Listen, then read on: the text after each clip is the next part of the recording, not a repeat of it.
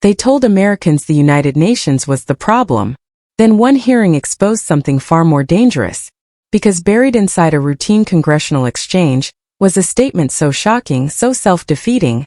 Mr. Generini, did I say that right? Okay.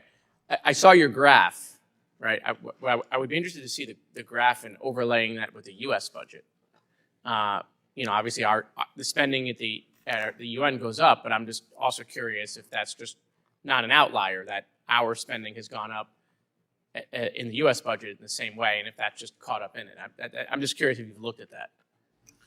Yeah, U.S. funding for the UN has increased in more or less at the same rate as from other donors to the UN system. In fact, it's generally fairly coordinated, voluntary contributions in terms of how member states sort of divvy up their spheres of influence at the UN. Okay.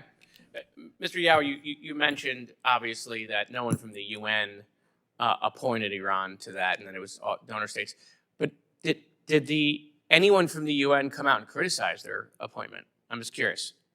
The job of UN officials is to work with all 193 member states. But nobody has like an opinion?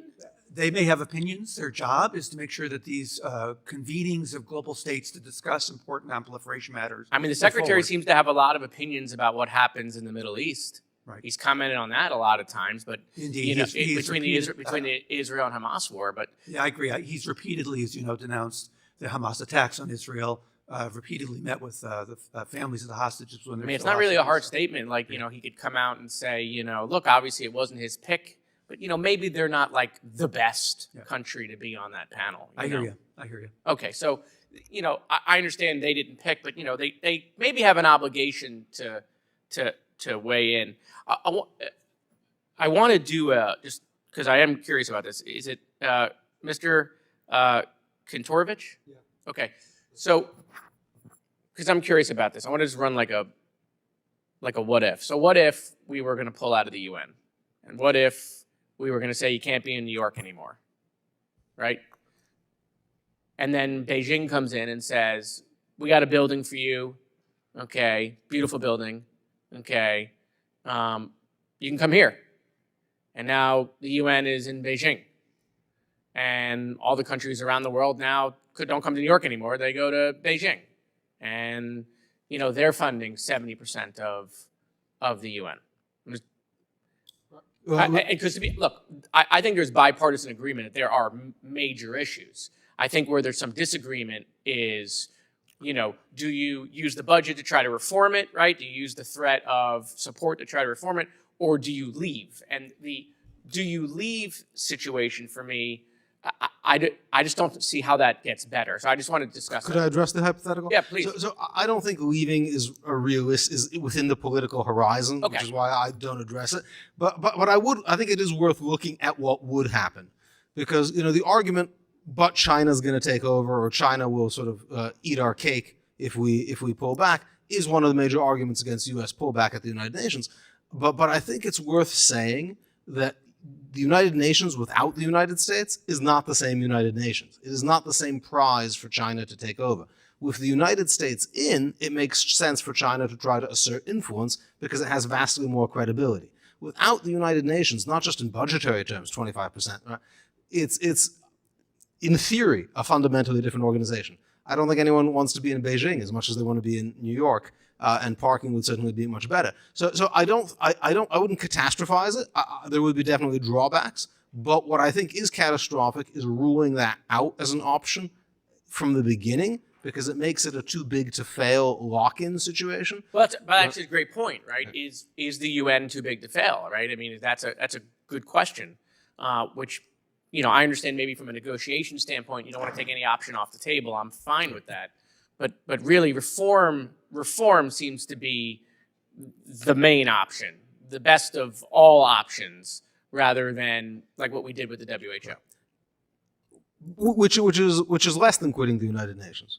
Right? That's a kind of scaled down version. Okay. I don't have anything else. Thanks, Mr. Chairman. That even members of the committee seemed to miss what had just happened.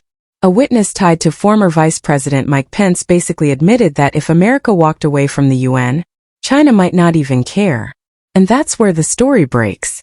The hearing took place inside a House Foreign Affairs Subcommittee room on April 29th. Cameras rolling.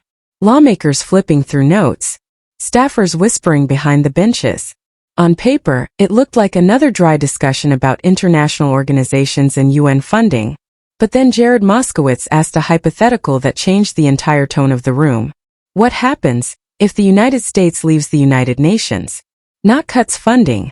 Not reforms it. Leaves. And suddenly the conversation stopped sounding theoretical.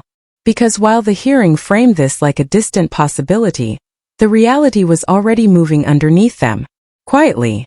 Aggressively. For months. That's the part almost nobody watching understood. The witness responding to Moskowitz wasn't some neutral observer. He was tied to a conservative policy network connected to Mike Pence, and his answer was supposed to reinforce the argument that America should threaten withdrawal to force reform. Instead, he accidentally detonated the logic of the entire strategy. He said something remarkable. A United Nations without America wouldn't even be the same organization anymore. It wouldn't have the same credibility. It wouldn't have the same value. China wouldn't be inheriting some glorious prize because America itself is what gives the institution weight. Think about what that means. If America's presence is the source of the UN's legitimacy, then leaving doesn't weaken the UN first. It weakens America's leverage first. And nobody in the hearing room pushed back. Not one person. That silence mattered. Because behind the political theater, the actual policy had already begun. Earlier this year, official presidential directives targeted dozens of international organizations for withdrawal or funding cuts. Agencies tied to climate policy, public health, human rights, aid coordination, education initiatives. One by one, the connections were being severed. And here's what no one expected. The reforms they promised never arrived. That was the entire justification. Cut funding. Create pressure. Force change. But months later, no structural overhaul. No accountability revolution. No dramatic surrender from UN leadership. Nothing. Meanwhile, the unpaid bills kept piling up. Billions. And that's when the numbers inside the hearing started collapsing under their own weight. One argument kept surfacing over and over. China would dominate the UN if America leaves. Sounds terrifying. Until you look at the actual budget figures. America contributes roughly 22% of the main UN budget. China contributes around 20%. Not 70%. Not total domination. Almost tied. The nightmare scenario depended on numbers that simply do not exist. And that changes the entire emotional architecture of the debate. Because suddenly the question becomes, if China's takeover isn't inevitable, then why is America voluntarily surrendering influence? That's the question nobody wanted to answer. And then another contradiction surfaced. The witness warned against treating the UN as too big to fail. But moments earlier, he'd already admitted America is the centerpiece holding the organization together. Those two arguments cannot peacefully coexist. Either America's presence matters enormously, or it doesn't. But inside that room, both claims were treated as true at the same time. And that's when the deeper story emerged. China didn't need to wait for America to leave. It had already been building influence for years. Quietly. Strategically. A Chinese official running the Food and Agriculture Organization. Leadership roles inside telecommunications bodies. Aviation agencies. Industrial development programs. Not hypotheticals. Not future fears. Already happening. While Washington argued about whether to stay, Beijing was learning how to operate the machinery from inside. That's the part that makes this hearing feel less like oversight, and more like denial. Because every time America pulls back from one of these institutions, someone else fills the vacuum. Always. And then came the most revealing moment of all. The committee discussed Iran's appointment to a UN-related panel, as proof the system was broken. Outrage spread through the room. Frustration. Sarcasm. Political applause lines. But the actual explanation was much simpler. The appointment came through voting blocs made up of developing nations. More than 100 countries aligned together and selected one of their own. That's how the system was designed to function. Meaning the real issue wasn't one appointment. It was that Western democracies have slowly lost voting power across huge portions of the international system. That shift didn't happen overnight. It happened while cameras were pointed elsewhere. And then silence. Because acknowledging that reality would force both parties to confront something uncomfortable.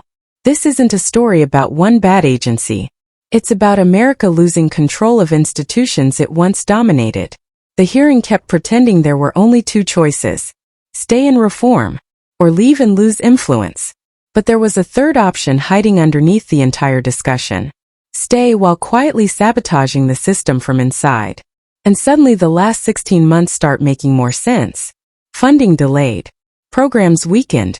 Commitments reversed every election cycle. Threats issued without follow-through. Not reform. Managed destabilization.